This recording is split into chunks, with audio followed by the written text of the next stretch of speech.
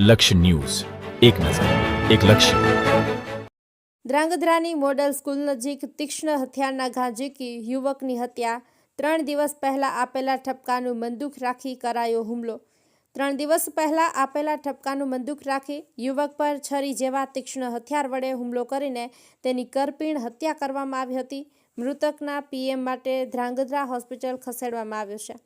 ધ્રાંગધ્રા શહેરમાં તાલુકા શાળા નજીક સોમવારની મોડી સાંજે 2 શખ્સોએ મૃતકની પત્ની અને દીકરીને ગંભીર ઈજા પહોંચતા સારવાર અર્થે સુરેન્દ્રનગરની હુમલામાં મૃતકની પત્ની અને દીકરીને ગંભીર ઈજા પહોંચતા સારવાર માટે શહેરની ખાનગી હોસ્પિટલમાં ખસેડાયા હતા.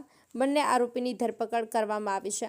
ધ્રાંગધ્રા શહેરમાં મોડી સાંજે 8 વાગ્યાની આસપાસ મિડલ સ્કૂલ નજીક ધાવડી માતાના મંદિર પાસે કલ્પેશભાઈ રમણીકલાલ પારેખ પર ઉદય વ્યાસ અને પાર્થ વ્યાસે છરી જેવા તીક્ષ્ણ હથિયારોના ઉપરા છપરી ઘા માર્યા હતા, જેમાં કલ્પેશભાઈને ગંભીર ઈજાઓ પહોંચી હતી.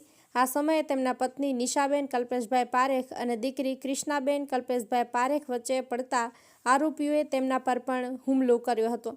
આરોપીઓના હુમલામાં નિશાબેન અને ક્રિષ્નાબેનને ગંભીર ઈજાઓ પહોંચતા ઘટના સમયે દેકારો થતાં બંને ભાઈઓએ ફરાર થઈ ગયા હતા અને કલ્પેશભાઈને ઈજાગ્રસ્ત હાલતમાં સારવાર અર્થે શહેરની સરકારી હોસ્પિટલ લઈ જવાયા હતા, જ્યાં તેમને સારવાર મળે તે પહેલાં જ ડોક્ટરે તેમને મૃત જાહેર કર્યા હતા. જ્યારે નિશાબેન અને ક્રિષ્નાબેનને 108 એમ્બ્યુલન્સ મારફતે હોસ્પિટલ લાવવામાં આવ્યા હતા.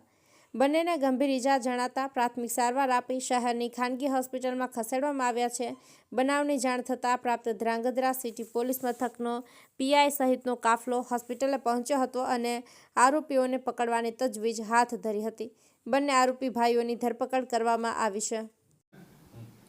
ગઈકાલ તારીખ 4/8/2025ના રોજ રાત્રે 8 વાગ્યાની આસપાસ ધ્રાંગધ્રા શહેરની અંદર આવેલ પિતરકૃપા જ્વેલર્સની પાસે ચોકની અંદર આ કામના ફરિયાદી ક્રિષ્નાબેન ડોટર ઓફ કલ્પેશભાઈ પારેખ તથા તેમના માતાશ્રી જતા હતા.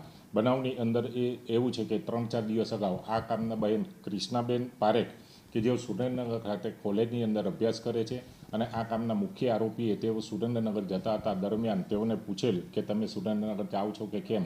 આ બાબતે ફરિયાદી શ્રી ક્રિષ્નાબેને તેઓના પિતાશ્રીને જાણ કરેલ અને કલ્પેશભાઈ આ બાબતે તેઓને ઠપકો આપેલ અને ગઈકાલ રાત્રિના 8 વાગ્યાની આસપાસ આ કામના આરોપી ઉદયભાઈ ટોટલાલ વ્યાસ તથા તેમના ભાઈ પાર્થિવભાઈ ટોટાલાલ વ્યાસ બંને જણાએ ફરિયાદી શ્રી તથા તેની માતા તથાના પિતાશ્રી સાથે ઝઘડો કરેલ અને ફરિયાદી ક્રિષ્નાબેનના પિતા કલ્પેશભાઈને છરી વડે હુમલો કરી અને મૃત્યુ નિપજાવેલ અને આ દરમિયાન ફરિયાદી શ્રી ક્રિષ્નાબેન તથા તેઓના માતા પણ ઈજા પામેલ અને બંનેને સારવાર અર્થે સુરેન્દ્રનગર ખાતે ખસેડેલ.